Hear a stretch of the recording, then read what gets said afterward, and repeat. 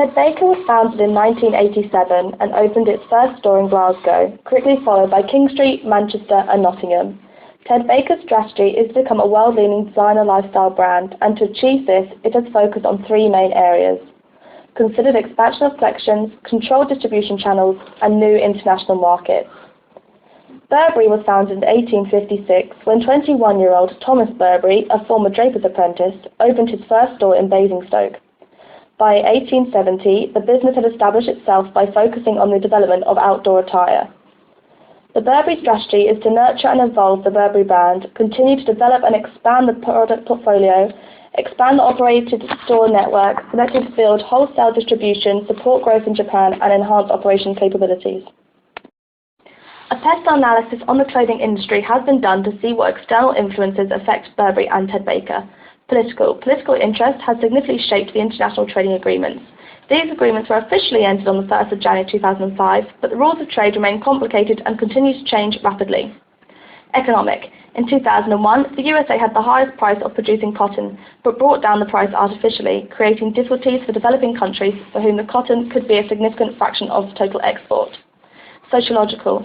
The main concerns are child labour. There is also a concern that it may not be possible to escape from the cycle of poverty with only the minimum wage. Also, there are major occupational health issues such as hazardous chemicals, fibre dust and noise.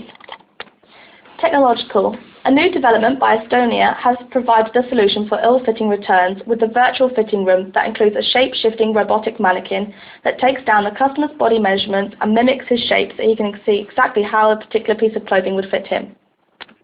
Environmental. Use of toxic chemicals which may harm human health, and the release of chemicals in wastewater, especially in wet pre-treatment, dyeing, finishing and laundry, which may harm water-based life. Legal. National minimum wage rate from October 1st, 2012 is £6.19 for adults, and there have been multiple child labour laws created to protect children. As you can see from the map, Burbbery sells expensive products which are high quality. They are also a rather large company, having 450 stores in 31 countries. Burbbery have many competitors, for example Ralph Lauren, who are in the same sector, and Chanel, who also sell high quality products but have fewer stores worldwide. Compared to Burbbery, Ted Baker has products which are slightly cheaper. Also, Ted Baker has less stores, only 153. However, this may be due to the fact that they only opened their first store in 1987. From looking at the map, you can see that Ted Baker competes against Armani Exchange, who are in a similar sector, and Accessorize, who sell cheaper products. Burbbery and Ted Baker's customers and suppliers have a low to moderate power. Therefore, these companies should continue to innovate and sustain its relevance and positioning. Looking at the luxury industry trends, it is evident that there is an increased growth in luxury spending from emerging nations and the rise of e-tailing. The consumers in the industry have a low switching cost, and supplier powers also is decreased through competition, for example from manufacturers in low-wage regions such as China and India. Threat of entry of new competitors. The threat of new entrants for both companies can be argued to be strong, as there is a large room for small players in the market. However, establishing a business to the level of these two companies can take a few years. The luxury retail sector has shown rates in growth in recent years in the Asia-Pacific luxury goods market. The threat of substitutes in the luxury retail industry is relatively strong for both Burbbery and Ted Baker. This is because there is a wide range of well-established luxury brands that exist that offer similar products with similar prices. Burbbery customers can easily switch to their rivalry Louis Vuitton or Gucci, as they are more diverse. The same goes for Ted Baker. Consumers can easily move to other brands such as Paul Smith.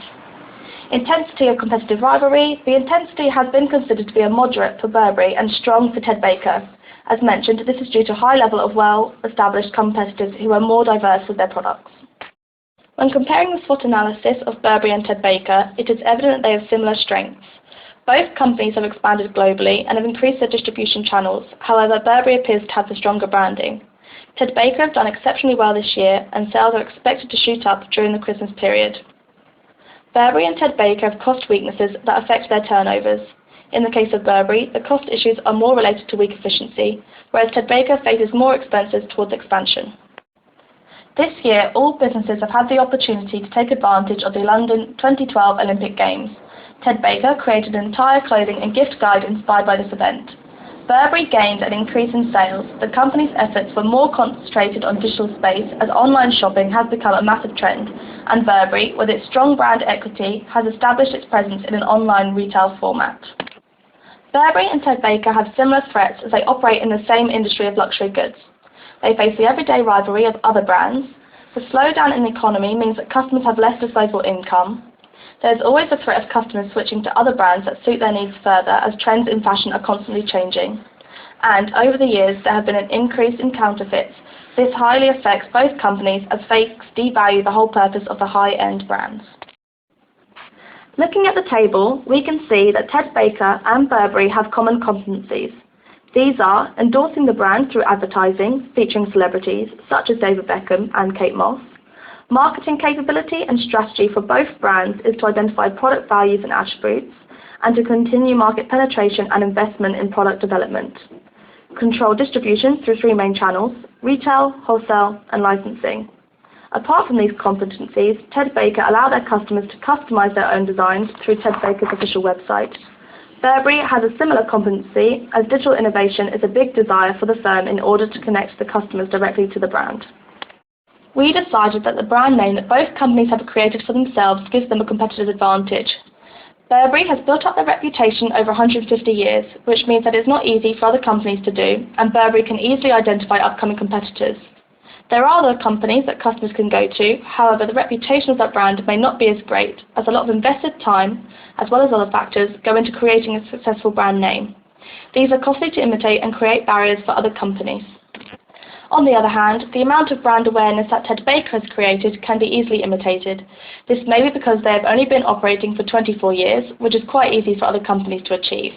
Also, Ted Baker follows fashion trends, which a lot of companies can imitate, unlike Burbbery, who focus on their own specific pattern, which they have been using since 1856. A McKinsey 7S analysis was carried out to compare the companies. Just to mention a few differences between the companies, they are differently strategically positioned, as one being a luxurious brand and the other having more of a niche profile. Established in 1810, Burbbery must have had the right resources to be as successful as it is today, whereas Ted Baker was founded much later and still has a lot of work to do before they can reach the same level of results as Burbbery. In terms of numbers, Burbbery has a bigger board of directors that are equally represented by both men and women, whereas Ted Baker only has one female director. Burbbery has a number of award schemes, for example, the Free Share Plan, which allows associates an ownership of the business. The Icon Award programme recognises exceptional performance at every level of the company. The Long Service programme celebrates and recognises long-term commitment, starting at a 5-year milestone. Ted Baker has also got a strong recognition of high performance, but Burbbery's programmes are much more extended. Both companies are believed to have a very strong company culture embraced by its employees. We have done a financial comparison using figures presented by the companies themselves.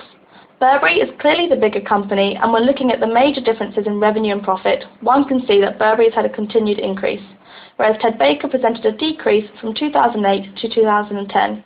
This might be due to the recession. The share prices of both companies were at one point somewhat similar in 2008 and quite low. This also may be due to the recession. But since then, Burbbery's share prices have risen to £14.97, whereas Ted Baker's shares are worth around £8.25. Burbbery's shares have more than tripled its value, but Ted Baker's shares are only worth about double than what they were in 2008. A ratio analysis can tell us Ted Baker has presented higher percentages in terms of return on capital employed in 2 of the years that were examined. It was only this year, 2012, that Burbbery presented higher figures as they had had a very successful year. From comparing the internal and external analysis of both companies, one can draw the conclusion that Burbbery is the stronger of the two. This may be because they've been operating longer, which has allowed them to build a reputation and gain experience in the clothing industry. Also, they have a unique product which they market to a specific audience. However, the analysis also indicates that both companies will continue to be successful as long as they are aware of the external factors and have an appropriate and realistic strategy to overcome them and achieve their aims.